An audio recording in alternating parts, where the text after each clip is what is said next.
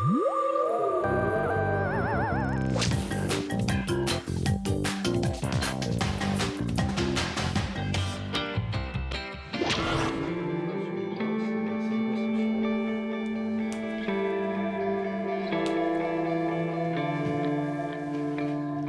semaine, dans l'Extra Interview, notre invité se confie sur le cinéma et les séries. Et les émotions que nous provoquent les films, c'est à travers ces pâtisseries que Guillaume Sanchez les fait passer. Doublement étoilé au concours des jeunes apprentis de France, il nous parle, entre autres, de son amour pour Whiplash. Est-ce que quand vous imaginez vos pâtisseries, vous leur inventez aussi une histoire? Ouais, clairement.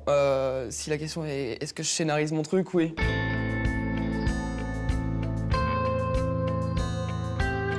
Mon approche est très artistique et j'essaie de donner une âme à tous mes produits.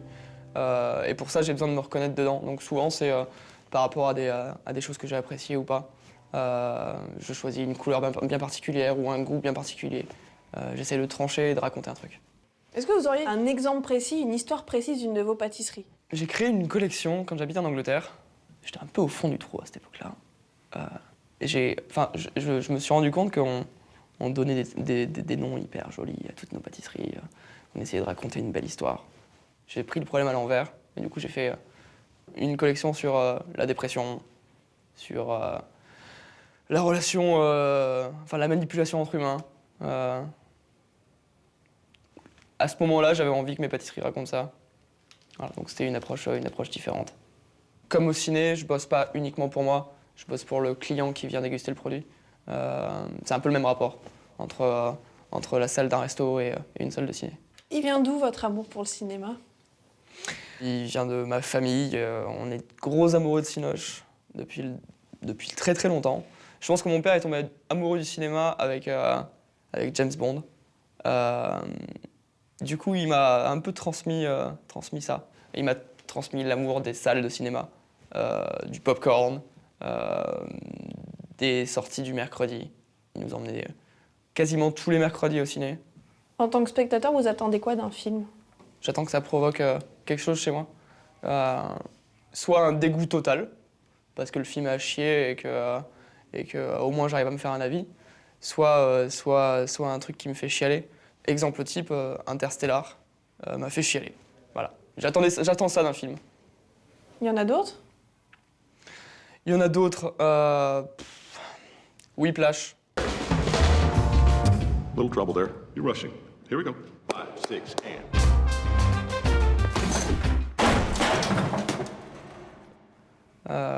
Ça fait 3 fois en 3 jours que je le regarde. Were you rushing or were you dragging? I don't know. If you deliberately sabotage my band, I will gut you like a pig. Oh, my dear God. Are you one of those single-tier people? You are a worthless pansy ass who is now weeping and slobbering all over my drum set like a 9-year-old girl. Mais j'ai pensé à Whiplash quand j'ai préparé l'interview parce que régulièrement, j'ai vu quand les gens vous rencontrent, ils vous parlent de ce rapport un peu violent en cuisine. Alors Whiplash, c'est poussif. Enfin, quand je dis ça, mais c'est des rapports qui existent, quoi. Mais ça a résonné un peu, du coup, là-dessus ou pas? Ça résonne beaucoup, en fait. Et c'est pour ça que ce film me perturbe pas mal. I want to be one of the greats.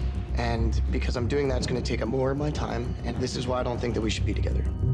J'ai une éducation ultra militaire. Et dès mon plus jeune âge, j'ai toujours été un gros compétiteur. J'aime me faire violence, j'aime pousser le truc à fond.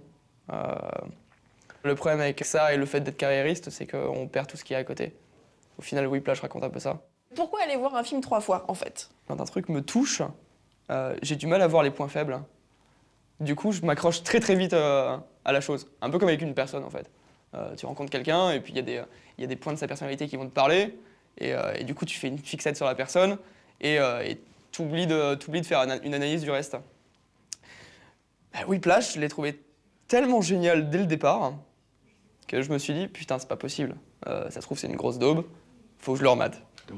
Et puis la deuxième fois, toujours pas. Et la troisième fois, c'était par gourmandise. 5, 6, and... Vous êtes super attentif à la photo, Ouais. à la déco et Ouais, tout ça? beaucoup. Et d'une, parce que 70% de mon job, c'est d'avoir un beau produit avant qu'il soit bon. Ah bon, c'est 70%, c'est d'abord beau et après bon? Dans mon approche, ouais, étant donné que je bosse le visuel avant le goût. Et il y a un moment donné où il faut se mettre à la place du client. quand il se pointe dans une boutique et qu'il voit un beau produit, ça va forcément lui paraître bon, tu vois. Alors que s'il voit un truc qui ressemble à que dalle, mais qui est génialissime en goût, bah, il le prendra pas. Bah, voilà. Pour moi, un film, c'est un peu la même chose. Et en télé, en série télé, déjà, est-ce que vous avez le temps d'en regarder? Parce que je suppose qu'avec un métier comme ça, c'est pas évident. Quand je rentre du taf à 1h du mat, et que le lendemain, je commence tard, soit 6h du mat, j'aime bien regarder des trucs. Après, j'attends souvent que les séries soient finies avant de les attaquer. Comme ça, je peux me taper tous les épisodes d'un coup si j'ai envie.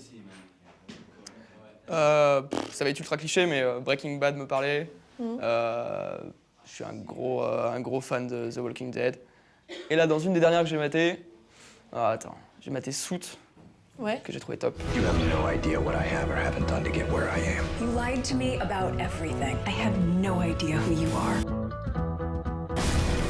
Suits, c'est ultra particulier. Je suis pas du tout public de ce genre de série.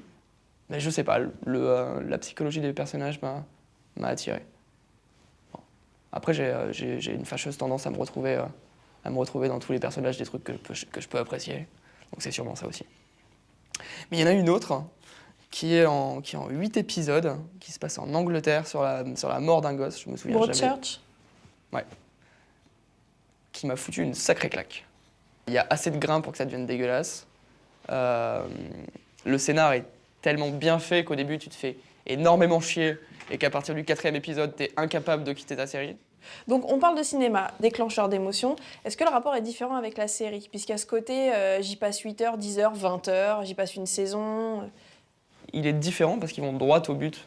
Ils sont obligés en 2 heures de tout te balancer à la gueule pour que tu comprennes en gros qui est le personnage. L'avantage d'une série, c'est qu'ils peuvent descendre un peu plus en profondeur et faire des trucs beaucoup plus crades du coup. Et tu t'attaches plus vite et t'as le temps de voir toutes les névroses du personnage. Limite, à la fin, t'as l'impression de connaître les personnages. Comme ta sœur ou ton père ou ta mère. Enfin, bref. Voilà, tu t'attaches au truc et tu sais parler d'un tel ou un tel.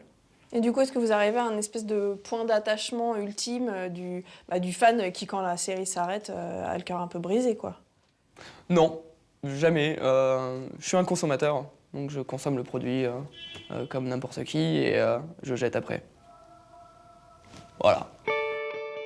Si pour Guillaume Sanchez, les séries sont éphémères, ses pâtisseries sont immortalisées dans un magnifique ouvrage ou à dévorer à l'Atelier Noir à Paris.